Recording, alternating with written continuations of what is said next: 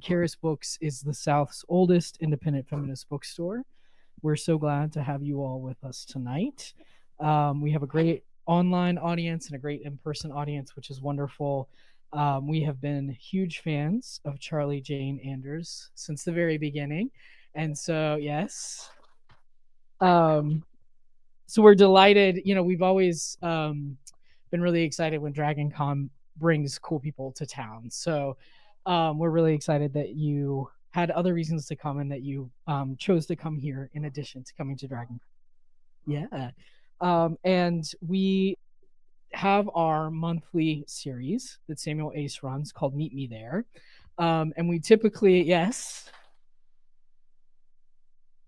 Meet Me There is a monthly intergenerational poetry, fiction, and creative nonfiction experience, which is curated by trans/genderqueer poet and sound artist Samuel Ace.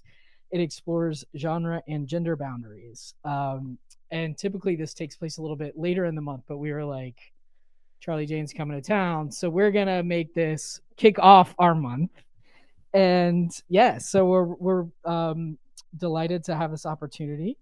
And we have a local person here who I'm delighted to get to celebrate as well, Jess Lewis.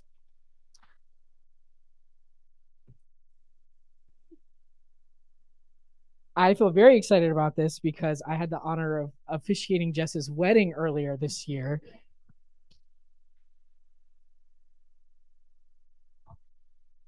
So it's just a love fest. But so I'll introduce Jess first and then kick it over to Sam. And Sam will give more robust readings after this. But Jess Lewis is a trans, non-binary, and pansexual writer, designer, and organizer who hails from the hollers of Western North Carolina. They currently live in the Deep South, where they explore futures of liberation and how to get there. Their speculative fiction showcases character-based stories of trauma recovery in abstract, lyrical, and often fantastical stories. Recently, they focused on stories envisioning rural queer futures through ecofeminist science fiction. They also work with marginalized communities, especially queer communities, through a variety of hands-on workshops that aim to process and envision futures. They facilitated well over 200 workshops, ranging from subversive cross-stitch to creating visions of personal utopias.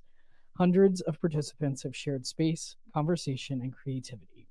When they're not imagining queer utopias, designing future tech, or facilitating capacity building workshops, they're organizing programming for the Outer Dark Symposium on the Greater Weird.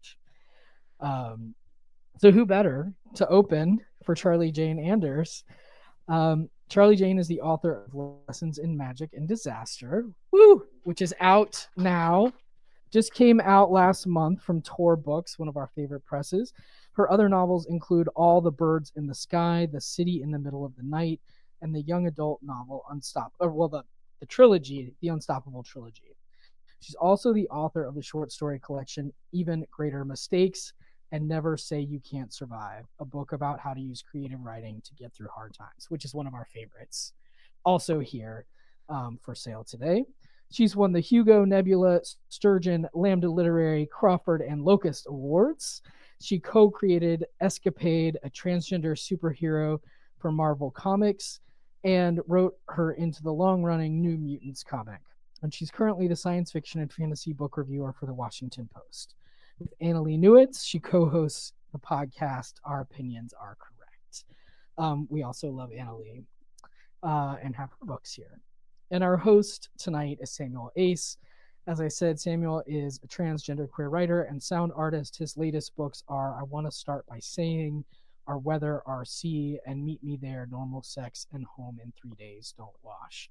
He is a recipient of the Estrella Lesbian Writer Award and the Firecracker Alternative Book Award in Poetry, as well as a repeat finalist for both the Lambda Literary Award and the National Poetry Series.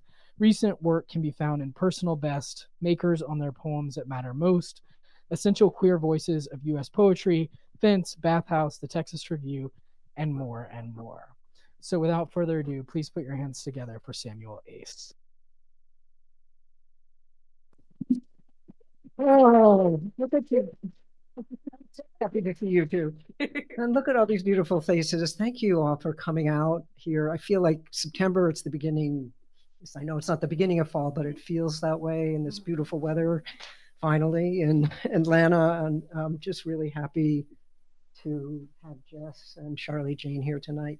I'm going to do a short introduction to the work, but first I just want to thank you for joining us online and here in person. And this reading tonight marks the actual third season, third year of Meet Me There at Charis. And this series features mostly queer and trans authors who are bringing new books and creative energy into the world.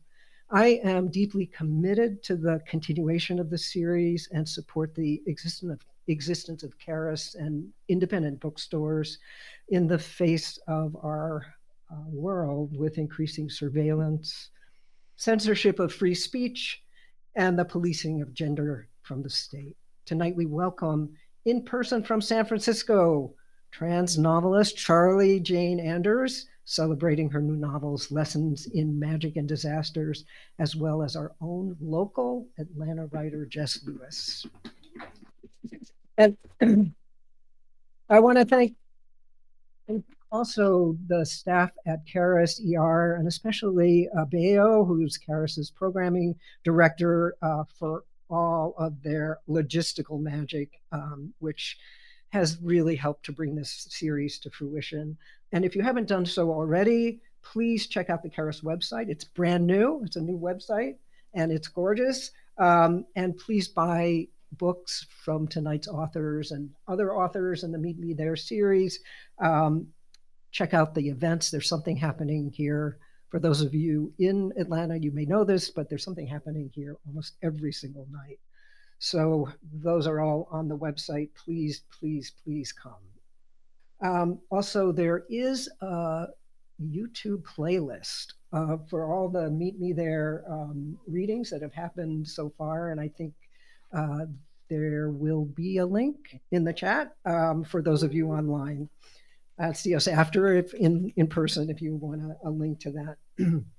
Okay, and just announcements. We have two back-to-back events in October.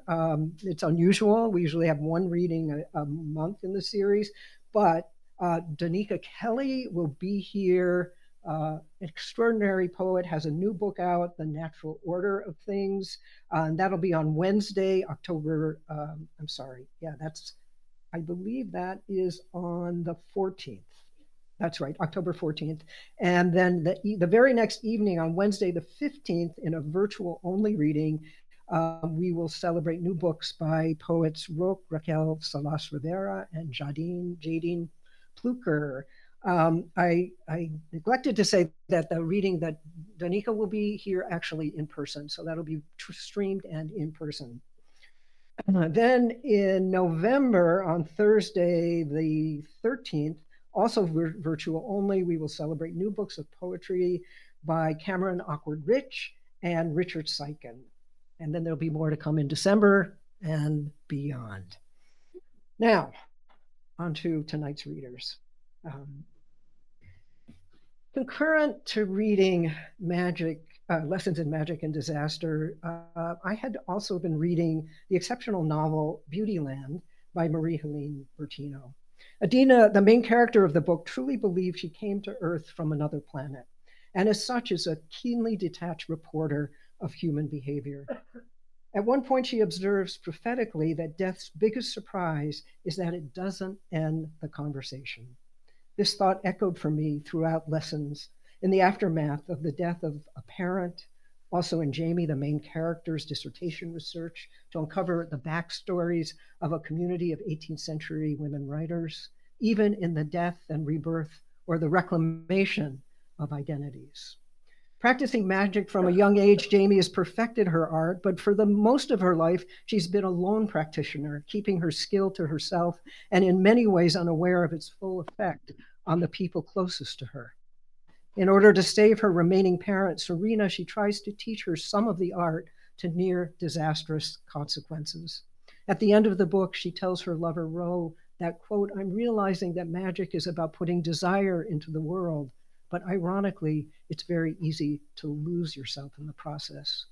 Perhaps not unlike the act of writing itself, In the course of the novel, Jamie comes to a painful self-awareness about the ethics and use of a witch's power.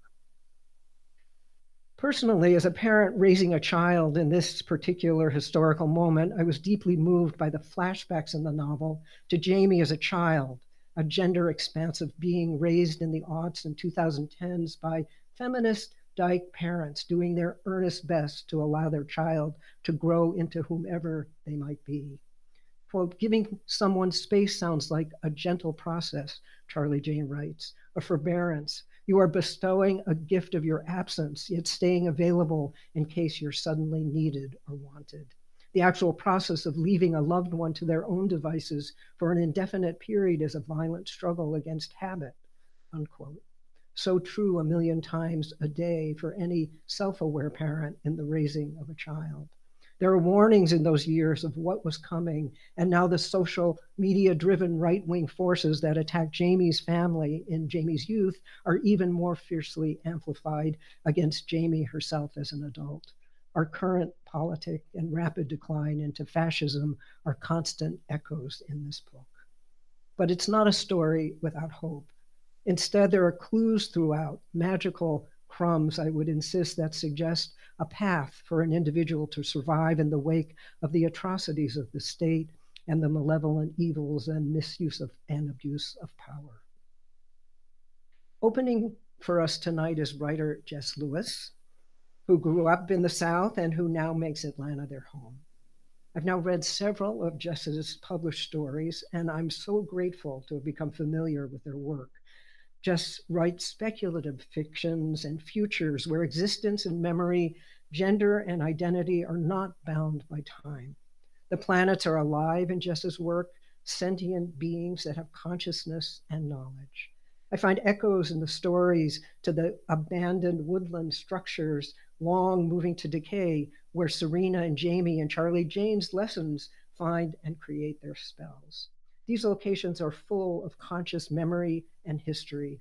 They are time's remnants, alive in the natural world, in other words, magic. Please welcome Jess Lewis, who will then be followed by Charlie Jane.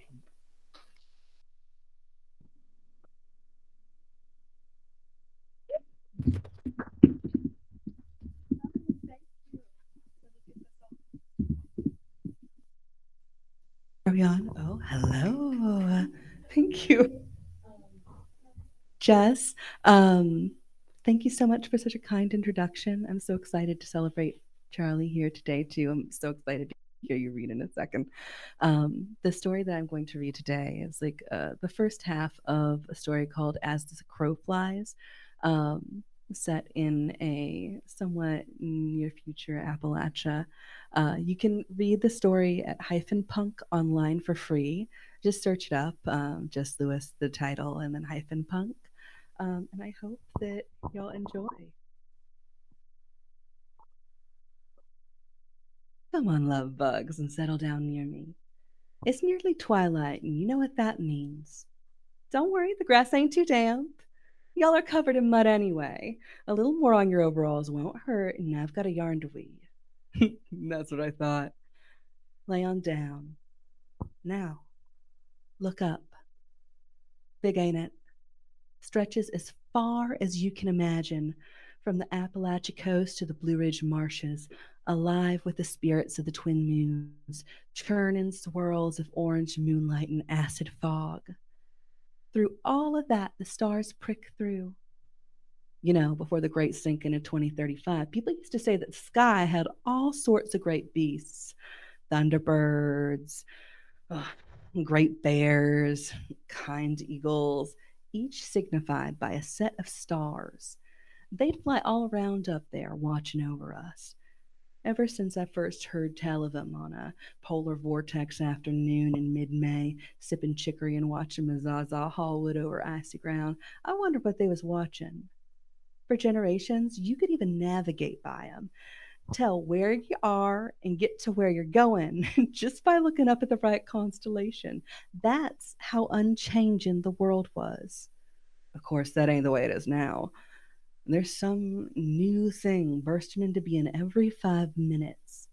And if you try to track a star, you'll find your eyes crossing because it shifts through the thick clouds, here one minute, there the next. Nah, hun, I'm not sure which one's better than the other, but I know which world I'd choose. And I know which one Parley chose about near half a lifetime ago. Now, Parley bounded into this world bright eyed and full of questions. By the time she could walk, she was gathering every rock and piece of scrap that got her brain a working with questions.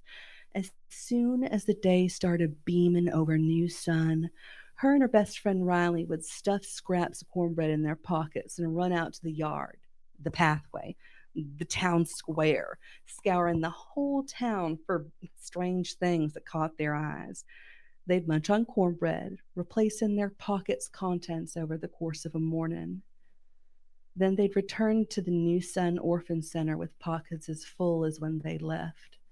They was practically crows. After climbing the steep winding stairs to their beds, they'd make piles of what they found. Every color of rock, bird's bones, slabs of mica, pressed flowers from all over near Wayward Forest. And year by year, she expanded to new streets and alleyways, till she knew 'em by the gifts they'd offer. By the time she counted her age on both hands, she began each day by running down the dirt path to the forest. Those little bare feet would kick up clouds of dust all the way from the gathering center to the cusp of the forest. She'd stop outside a starbud spotted cottage with an old-timey solar thatch roof that shimmered in the mid-morning sun and a garden that poured outside its fence.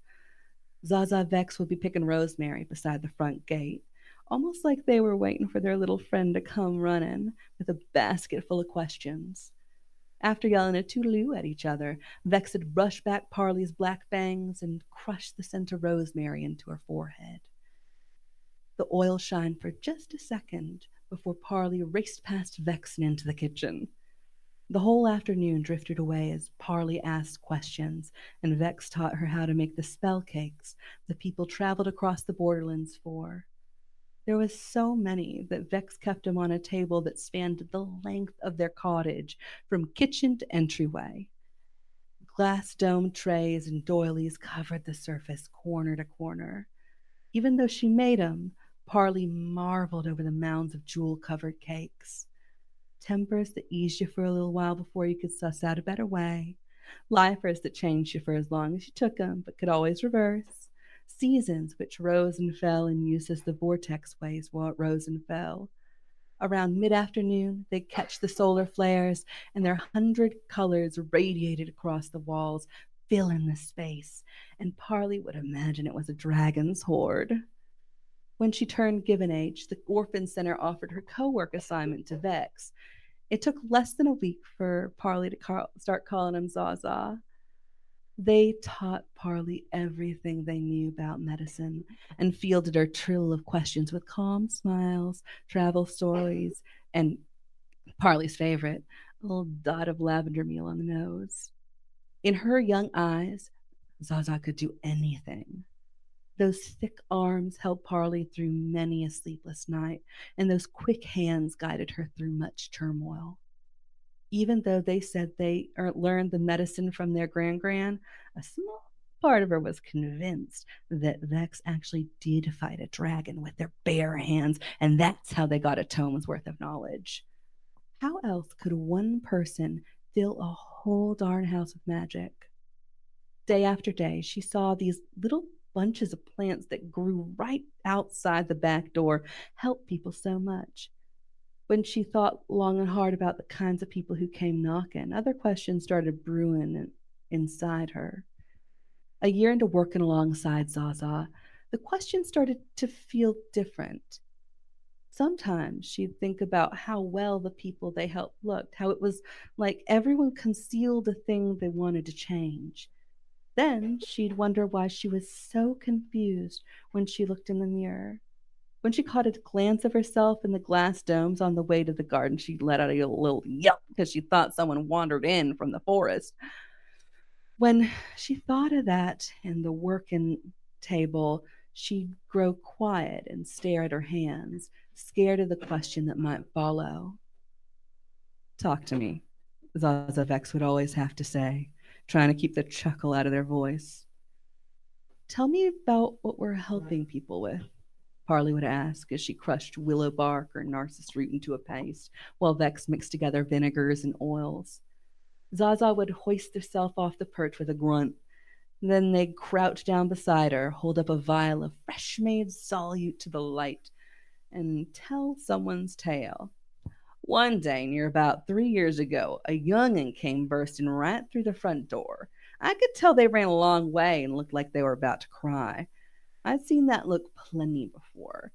Went ahead and fixed him a glass of sun tea, and as I did, told him to sit down. Well, wasn't a minute later, they was crying into the tea, telling me all about how their body felt like someone else's. We had a nice long talk, then I rang their doctor, all the way over in 42, if you can believe it, and we figured out a couple options, and told him about these little buddies. A Jardy. Take one a week, and your body will align with your mind. But how? Well, a big part of how our body looks is because a couple things we can't see, these like random bits that are predetermined, come out of the womb one way, luck of the draw. But we don't have to be that if it don't feel right. Remember what I always taught you. I ain't never have to do nothing that don't feel right. So, if you wanna, we tweak those things. Then bingo, got a different body. Most of the body mods ain't surgical anymore. It's just no. That how would they know it was for them? Well, that's a little bit more complicated, sweetie. They looked for the answer in the skylight for a few moments, chewing on their cheek. Sometimes you're so used to dealing with being discontent that it feels normal. So you don't know what exactly is wrong. You just feel like yourself, but one step to the right, just out of reach. There's plenty to tweak stuff like hormone patches, skin morphs, body mods, but specific medicine ain't working for you when you can't pinpoint what's off. Some people research it a lot, and others come to healers like us. They pause to wink and nudge Parley to help them figure it out. Does that make sense? Parley, 15 now, couldn't shake the aching that blossomed in her when Zaza talked about it. It made the rest of the world fall away. Asking after her had been a mistake. If she asked any further, she knew that everything in her beautiful life would change. She pushed down the aching she couldn't name and turned back to crushing roots. Soon after, she stopped asking questions and buried her collection on the shores of Toxaway Lake. It took near about 10 minutes to wash the sand off her hands. She pushed that aching so far down that it only managed to reach out when she didn't have nothing to distract herself with, which wasn't often.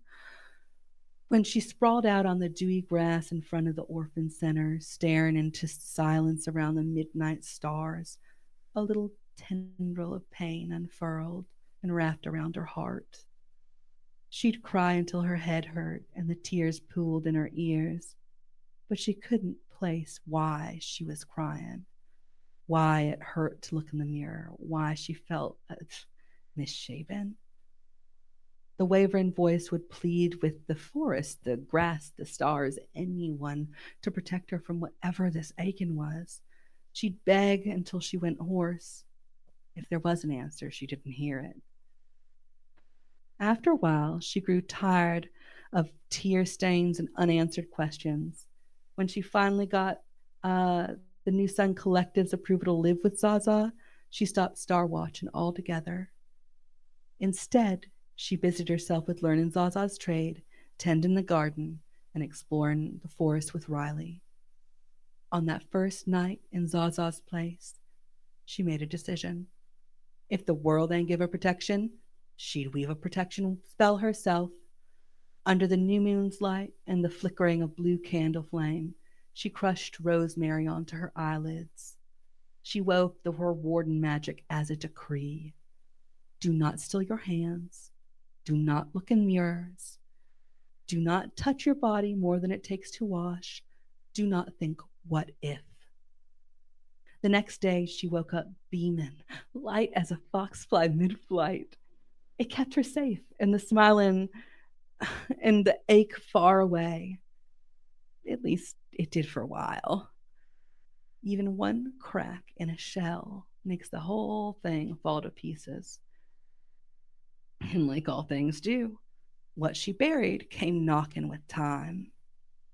On her 17th birthday, a bunch of town folk and friends gathered at the cottage for a big old hullabaloo full of her favorite things: chocolate cake, leaf collages, and a bonfire. After a night sighed awake and the bonfire started licking the sky, Parley settled down in a mycovine woven chair just out of cinder reach. The duck and weave of unlikely stories circled her as she traced the chair's weave, and she smiled up at the moon. Out of the corner of her eye, she noticed Zaza standing with a mitt, a young about her age, near the bone mallow vine. Moonlight skinned their heads, and their shoulders, and the tops of bone mallow flowers behind them, a halo of cold light shimmering. Zaza leaned in to listen, nodding, and they shifted from one foot to the other. After breathless pause, Amit followed Zaza into the cottage where the kitchen lights flickered on. The blue of biolume pulled from the windows and leaked through the back door, beckoning Parley. She slinked along the shadows, inching nearer. Beside the doorway, she could hear their low voices. Take one of these once a week, at the same time on the same day. You need to keep your eye on how you feel. Keep a journal. Here's one, Zaza said. A pause, then a low voice shook out its reply. Are you sure? Trade as you can. I know you ain't from New Sun originally, but that's how we all do it here. Through the cracked door, Parley searched for their silhouettes. While Zaza wrestled papers inside, Parley wedged open the door with her foot. 1 inch, then 2. Parley's heartbeat nearly drowned out their voices. Zaza craned over the heap of ajardis, putting the jeweled half-spheres of narcissus root in a wax cloth. With a flick of the wrist, the cloth tied and landed in Amit's hand. They stared at it. Parley gasped. Something wet on their cheek caught the biolume. A silence curled between them. I've wanted this for so long, Amit whispered. Their full hands shook. Zaza nodded. I know, sweetie, she said. You deserve to breathe easy. Amit collapsed into Zaza, buckling from the weight of something Parley felt too. The brick scratched her arms as she sank to the ground. The aching unfurled so fast she couldn't stuff it back down. Though it burned a hole right through her, Parley couldn't look away. Her clammy hand shook. Can I take it now? Amit asked. Of course, I'll sit with you. The changes could happen slow or sudden, and I've seen both types, so no matter what happens. Thank you, Amit murmured over and over like a chant as they took a half sphere out of the wax cloth with trembling fingers. It lingered at their lips like it was a prayer. Parley leaned forward, transfixed. When they buckled, Zaza caught him and held their shaken body in arms that had held Parley through so many sleepless nights. Just a few feet away, Parley felt her ward crack. And that is the beginning of...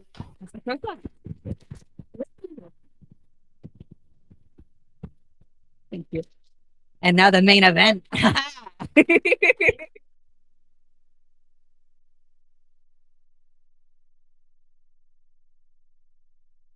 You said it's called Where the Crow Flies?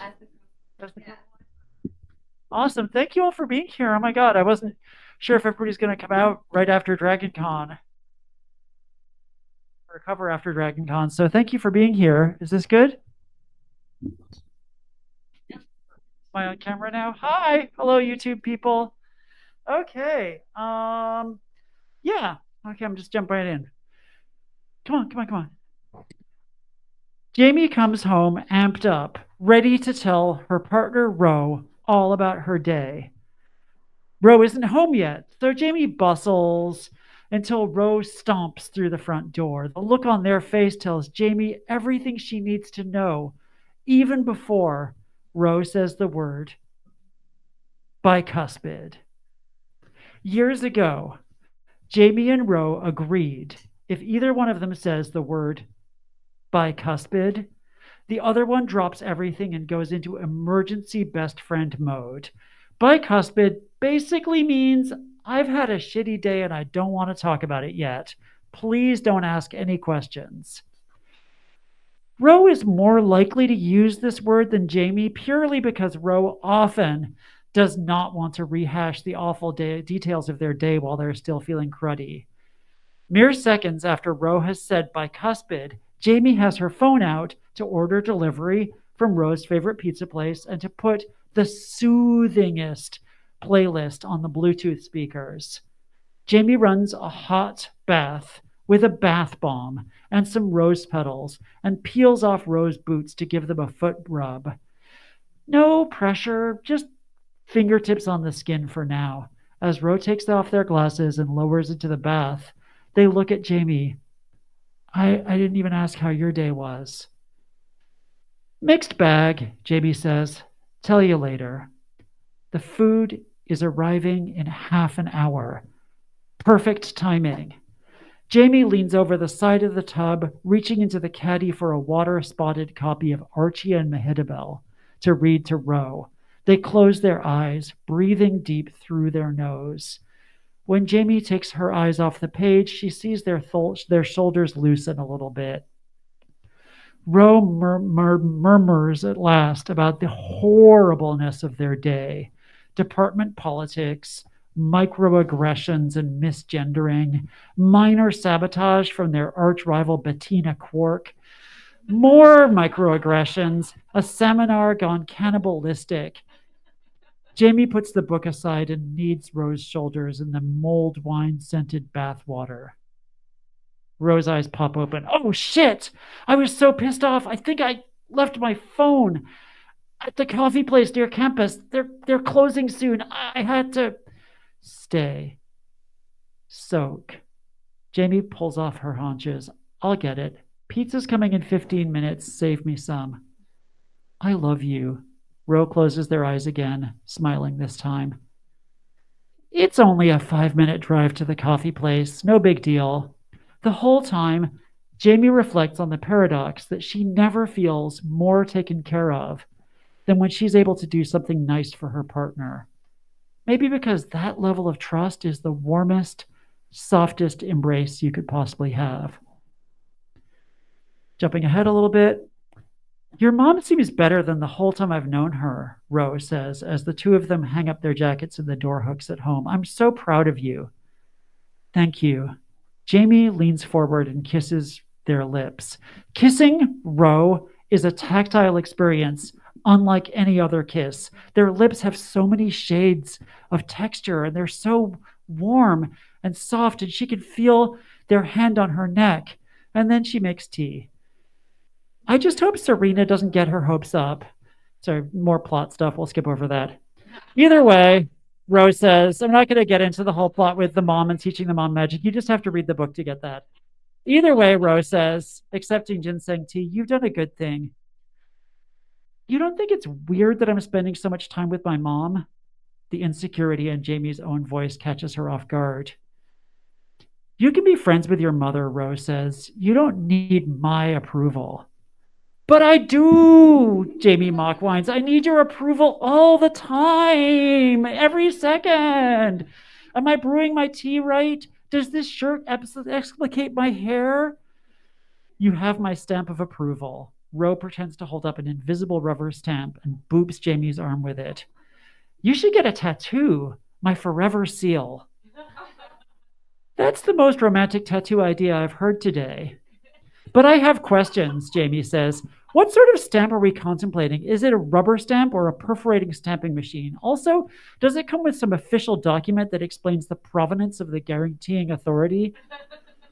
As much as Jamie gets a thrill from kissing Ro, she enjoys being married, actively, continuously. Being married is a goddamn nonstop thrill in a way that dating somehow never was.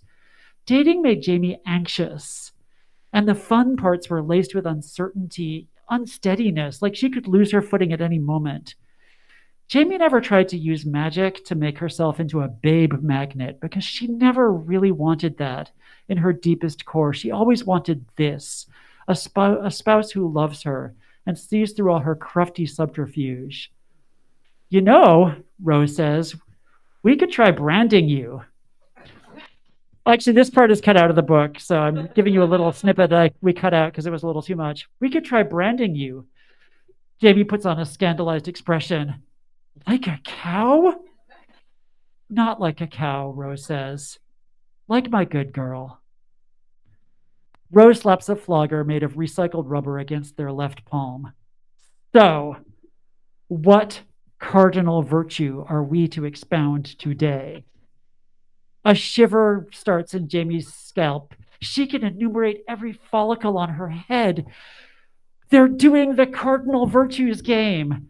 Corporal punishment for cardinal virtues, it's the tits. She gasps and blurts, forbearance? Forbearance. Excellent choice. A lesson must be taught. How able are you to forestall satisfaction for the sake of a greater reward in the future? Ro pulls out the padded cuffs, and soon Jamie is secured to the attachment points that screw it to the hardwood floor. My beta readers hated this. They were like, you can't put attachment points in your floor. It's not your landlord will kill you. And I'm like, I don't care. It's my book. Anyway, Jamie is secured to the attachment points that screw it to the hardwood floor, on her knees, naked with her back arched, on a pillow, so her knees don't get jacked up. The Cardinal Virtue game is a mashup of Jamie and Rose's two preoccupations, 18th century morality tales and 21st century economic theories about marginal utility. You understand your situation, young lady, Rose puts on a stern voice.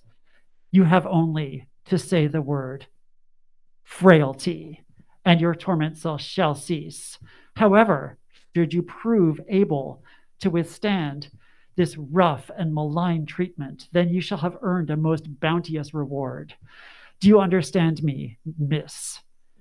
Jamie gasps, as much from excitement as from pain. The pain thus far is pretty much pro forma, to be honest. Yes, yes! Rogue fetches a riding crop and a flappy toy that Jamie doesn't know the name of. Jamie is not much of a masochist. Okay, sure. She enjoys being flogged because who doesn't? And she loves clamps and plugs and whacks and slaps and spankings and sometimes canings. But she views pain as a means to an end for the way it brings her closer to whoever she's playing with and exposes a well of vulnerability in her, which can be filled with affection, tenderness, care, the little caresses and ministrations, the fingers wrapping around her ear, the thumb against her lips, inviting her to suckle. All of these things become sweeter once the pain has awakened her skin and set her heart to rolling downhill like a runaway rock. Jamie is floating, lost in sensation, eyes focused on nothing, ears hearing only her own ha, ha, ha sounds when a voice cuts through her dazzlement. What do you want? Ro asks. Jamie can't think of the right answer, the correct catechism for this role play. So she says what comes to mind. I want to please you. I see. They make a noise with their tongue and a sharp gust through the roof of their mouth. And what are you willing to do to please me, young miss? It's a trick question, but only slightly. If Jamie says anything or everything, that's clearly a lie because she's not an amoral monster. There are things she shouldn't do to please anyone, even Ro. So she says, whatever lies within my power. What if I ordered you to disobey my previous instructions, to use your safe word early and display a lack of forbearance? Oh, so we're doing the rapacious master and the innocent maid. Jamie is about to say something fairly eloquent about how she can best please Ro, by being true to her own devices, but at that moment, Ro finally lays into her with a single tale. Confess that you are a dirty girl with loose morals, unable to control your own urges, and I will grant whatever you wish, Ro says. There is an edge to this game that Jamie didn't expect. Like the two of them are working out something to do with trust or desire or her own selfishness. Can a person gain their fondest desire? Jamie moans involuntarily from an unexpected pleasure whose source shall be left for you to guess. By surrendering that which makes them themselves, is it not an enduring privation that we form a self that may harbor desires in the first place? If you start quoting that John Donne poem, I'm going to add another dozen strokes to your tally. Ro knows Jamie too well. Jamie can't help snorting, but then it turns into a squeal. How am I doing for time? I got like another 10 minutes, maybe 5-10 minutes. I don't know. Okay, great. All right. Okay, skipping ahead. Boop. Okay, so I had the page marked. Okay, great. Aw. Y'all are the best audience. I love it. Okay, so Jamie's working in Diesel Cafe and she finds herself thinking about her partner, Ro, who I've just been reading to you about. Ro makes Jamie's brain do a wild and gleefully uncoordinated dance, makes her skin tingle, brings Jamie's heart to life. Joy is always present, just at the edge of the frame, even in the bleakest times. The world seems huge and undiscovered. People talk about relationships in terms like, I like who I am when I'm with them, or they make me want to be a better person, as if the purpose of love was self-improvement. But fuck that. The purpose of love is love. The scent of coffee and baked goods, the winter sunlight slanting through the window, all of it feels brand new. All Jamie wants to do is embrace Ro, whisper sinful virtues in their ear, keep their skin close to hers until both of their skins have softened with age. She feels swept away with sugar brain. She texts Ro that she wants to take them out tonight. Fancy restaurant, tablecloth, wine list, rich dessert, all of it. Ro texts back. They'll meet her there. The Forager is the only restaurant in Cambridge or Somerville that has both tablecloths and food that actually tastes good. Jamie makes a big deal out of getting the things that Ro likes, including the fancy truffle fries and a salad with endives. Ro is stressy and a little grumpy and keeps muttering about deliverables.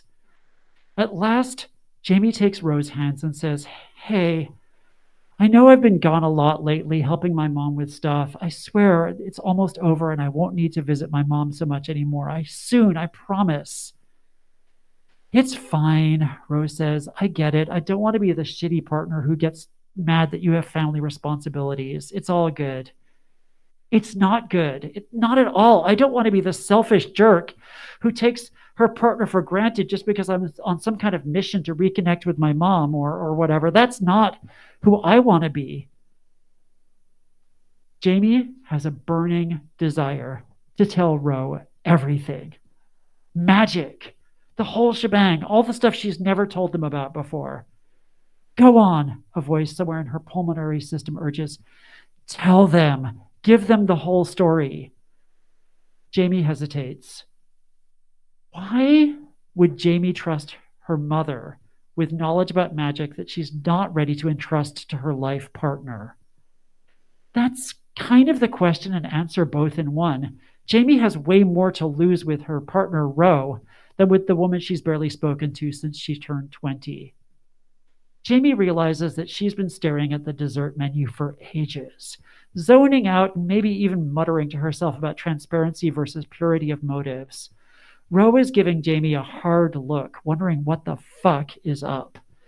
If the goal of not telling Ro about magic was to avoid awkwardness, then that boat just floated out to sea and burst into flames. I think the tiramisu sounds sexy as fuck. You want to split it? Jamie says, as if she really had been lost in dessert thought. Are you bored with me? Ro doesn't give Jamie a time to to protest that, no, of course not. Jamie is more fascinated than love-struck than ever. You've hardly paid attention to me tonight. You're incommunicado for hours at a time and coming home late. And I've just been taking it for granted that you're visiting your mother. But either way, you're going to pretty extreme lengths not to be home. Maybe reconnecting with your mom is some part of some kind of quarter life crisis. And this is the sort of dinner you only take someone out for to assuage some unshakable guilt. Either way, sharing a goopy dessert is no substitute for communication. Jamie looks away from the suddenly cloying descriptions of gelatos and pastries. All desire for confectionery bonding has vanished, and in fact, her lower gut is a fucking anvil. She flings too much cash on the table and pushes back her chair. Fuck it. Come on, I need to show you something. What? Wait, where are we going? Ro follows Jamie out of the restaurant, still asking a million questions. I'm going to show you what I've been doing with my mother this whole time. You just need to promise me that you'll keep an open mind and trust that it'll make sense soon enough. Why can't you just explain? Because Jamie starts out with an edge in her mouth, in her voice, and then dials it back. Because it can't be explained. It's like in the Matrix. You can't be told, only shown. Just like that. One of the 1,000 reasons I love you is because you always want everything to make sense and to figure out how it all works. But with this, that won't fly. I promise you'll understand soon, but for now, let's just say it's kind of a mindfulness technique. You'll see when you see. Ro grumbles, but follows Jamie to the car. She drives a short distance. They go off trail right away into the dense bracken along the banks of the little river, which leads to the little pond, and then they wander aimlessly away from civilization. So what? You've been doing mother-daughter yoga? Ro asks. Jamie leads as if she knows where they're going, which if she knew where they were going, there would be no point. Half an hour later, the two of them are still going in circles. The moonlight only filters discreetly through the canopy overhead, and Jamie keeps seeing a bit of detritus that could be the remains of someone's project, but there's nothing intentional enough for her to do a spell. This would have been so much easier in the daytime or at least the early evening. Okay, look, Rose says, I'm cold and exhausted and we have a meeting tomorrow morning and I wish you would just tell me what we are doing here. They are very lost. Jamie's phone has 0 bars. Shit. This was a mistake, Jamie says out loud. I'm sorry, I got a fire lit under me and I wanted you to see for yourself, but this is a bad idea and I'm sorry. I will just have to show you some other time. Come on. Jamie starts tromping forward, but Ro does not follow. A, you're going the wrong way. That just leads further into these damn woods. B, you dragged me out here. You can at least give me an executive summary or a few hints about whatever the hell this is. Jamie heads back towards the sounds of Ro's voice, nearly snagging her ankle on every other tree root, while she tries to come up with a half-truth that will hold them for now. When she gets back to where Ro was standing, there's no sign. Ro, where did you go? No answer. They were right here a moment ago. Not panicking, not yet. They probably got sick of Jamie's bullshit and stormed off or just walked back to the car, except they're as lost as Jamie is, and they wouldn't just abandon her in the middle of the woods without saying a word, however much Jamie might deserve it. The air feels colder all at once, seeping through Jamie's clothes, and oh God, she is lost in the woods under unbearably vague moonlight with no cell signal at all. She is starting to think that this is some magical shit, but it's not a kind of magic she's ever come across, and she's beyond out of her depth. She was supposed to be the wise mystical teacher who knows all the ropes and all the bells that the ropes are attached to, but she really knows nothing, and she's lost Ro. Bloody hell, they were right here, right next to Jamie a few obnoxiously visible breaths ago. Ro, she shouts herself hoarse. Jesus, Ro, are you out there? I promise I will tell you whatever. I will explain all the shit if you just come back and tell me to my face how bad I messed up. No answer but the bloody wind. Jamie should get out of these woods, assuming she can even find her way out, get someplace with signal, see if Ro had left her any texts or voicemails, or see if she can get some help somehow. But some instinct, some feeling, some sense of magic tells Jamie that if she leaves the woods now, she will never see Ro again.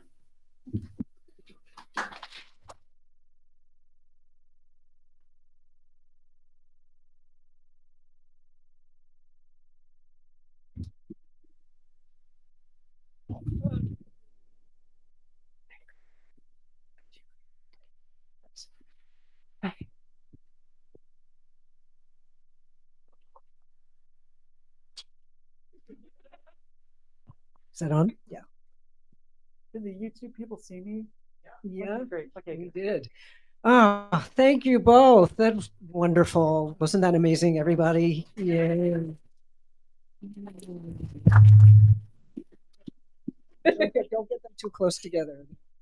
They'll yell at you. Yeah. We do have some time for some questions and thoughts, and I think of this as a conversation. You're welcome to ask each other questions and talk. Yeah. And first, I should say, are there any thoughts from the audience out here? Any questions? I wanted to know what's up with the stars. Are they on a different planet, or did something happen to the stars that they're jumping around like that? Climate crisis, baby. Is this the climate crisis? Yeah, got everything real freaky deaky. Okay. So like I'm sort of like taking climate crisis to a sort of like magical place. Okay. Like sort of like Love it. pushing it a little bit further. And imagining like the world after everything changes. And maybe that world is different, obviously, but maybe there's some like equilibrium to be found in it, new equilibrium. So like, Love that. what would myths look like in that world?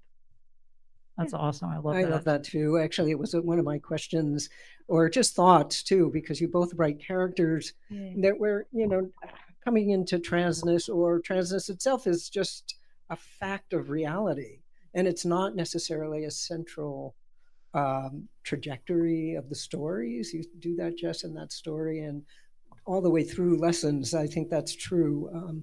It's kind of an idyllic place, and just the diversity of gender is normal, and which it is, and we all know that. But it seems like outside forces are constantly try to problematize it, or define the meaning of what being trans or non-binary or any other category means. Also, I would include any definition of magic in that too. So maybe both of you could talk a little bit about that and choices in writing about that. I'd love to hear your definition of magic and how it.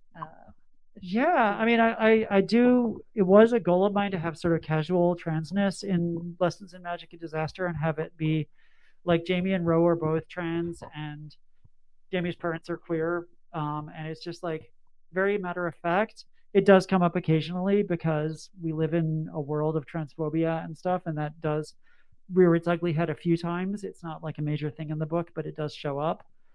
And yeah, I mean, I feel like for me, the transness was pretty like low key, and the magic was very like I wanted the magic to be kind of mysterious and poetic and dreamlike, which is what I always want with magic. I always want magic to be just like weird and confusing, and you don't really know what it is.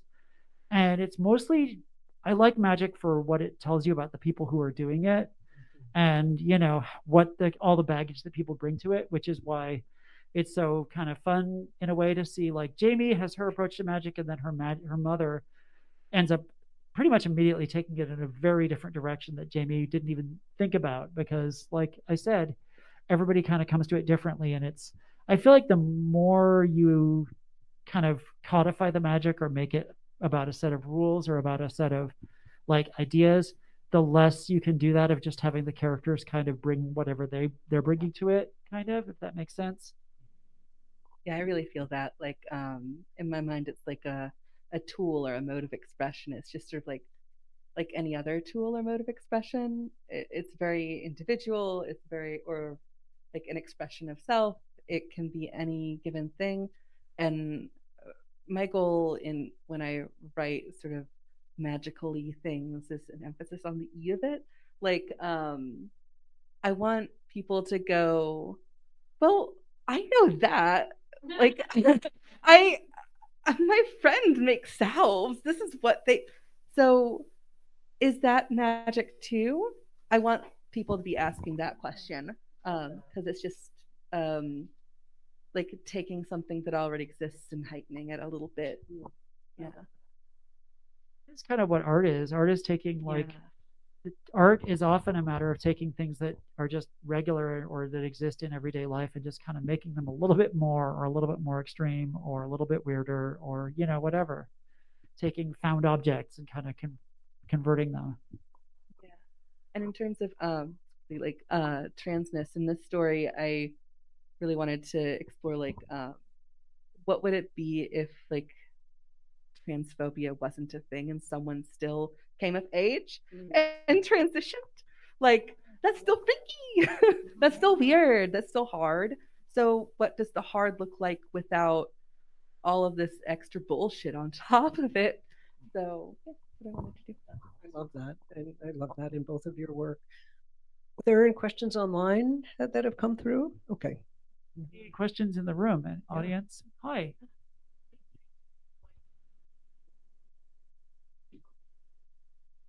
Oh, okay. Yeah. So the question was about Sarah Fielding. And like, I studied, I was an English major for a couple of years in college. And, I was really interested in 18th century literature. I loved just like how wild everything was in the 18th century and how there were like rakes and feuds and like everything was kind of theatrical and just like over the top. And you have like, it's just some of the best novels ever written too. And like I learned about Henry Fielding and Samuel Richardson and all those guys.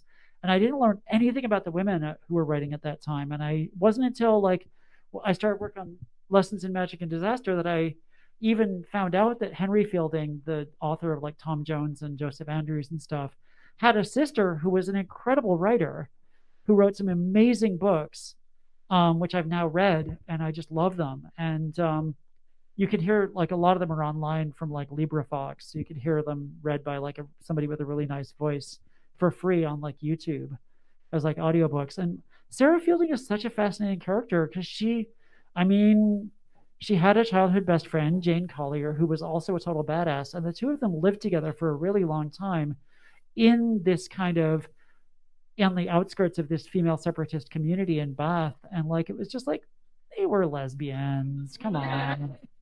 Clearly they were lesbians. Clearly they were a thing. And like I just love that like both Sarah Fielding and Jane Collier have these really deep critiques of human nature that they put into their work. Like Jane Collier, Sarah's, I would say, wife, Jane Collier wrote this book called The Art of Ingeniously Tormenting, which is about how to basically, if you're a person with any kind of power in the world, how to use that power to torture and like mistreat the people who you have power over. And it's basically a satire. It's extremely like it's way better than anything Swift ever wrote, I think. It's really, really harsh. It's really funny. It's really like just gets to the heart of like the ways that people abuse power and like especially petty amounts of power. Like if you're how to mistreat your servants, your kids, your spouse, like anybody who your guests, invite people over and you can torture them. Like there's a whole section of that. It's so interesting. And like I just loved their kind of like their wicked satire and their wicked kind of their interest in like why are people so fucked up kind of. Thank you.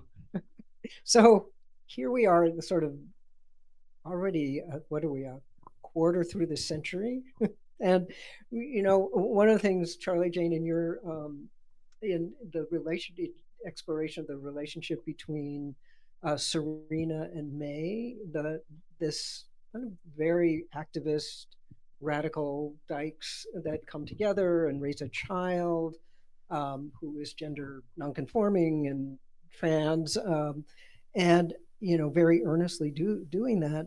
And now we're in this place where maybe that it was a hesitating openness, but an openness that was certainly happening, a visibility that was happening for queer and trans folks, that we're seeing this horrible backlash at this point, which is echoed in your book. And I love the idea of writing a time when it's just a reality. It's not, that is not there. But as writers going forward, can you talk about where you see your characters going, maybe in the future, or yourself, because of the time we're in?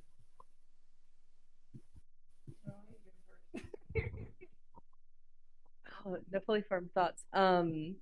I would want to see how they come back around to hope, and not just like an abstract view of it, but like build from it, build tangible things from it, relationships, structures, ways of living. I've been thinking a lot about like using grief to identify your values and building from grief. So I would hope that they would find like interesting ways to do that. Yeah.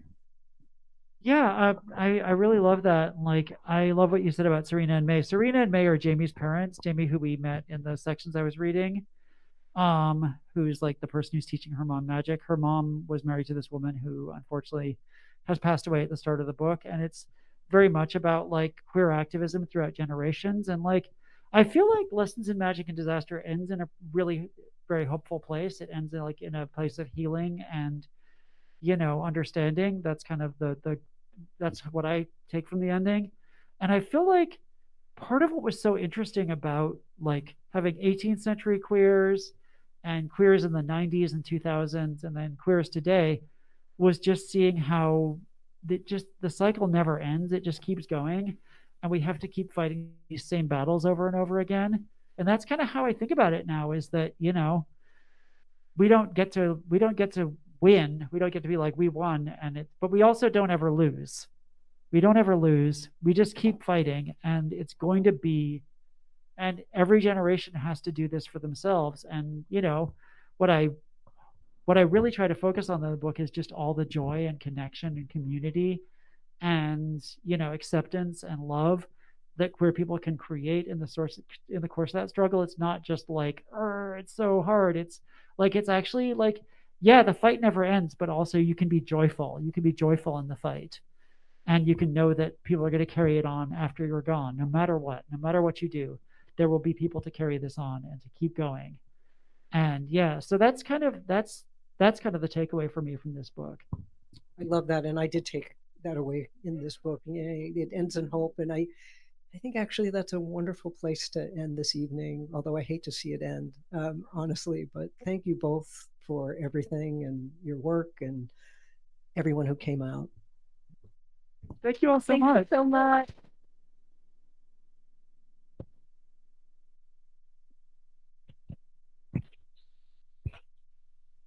Thank you, everybody, so much for being with us tonight. Thanks to everybody watching at home.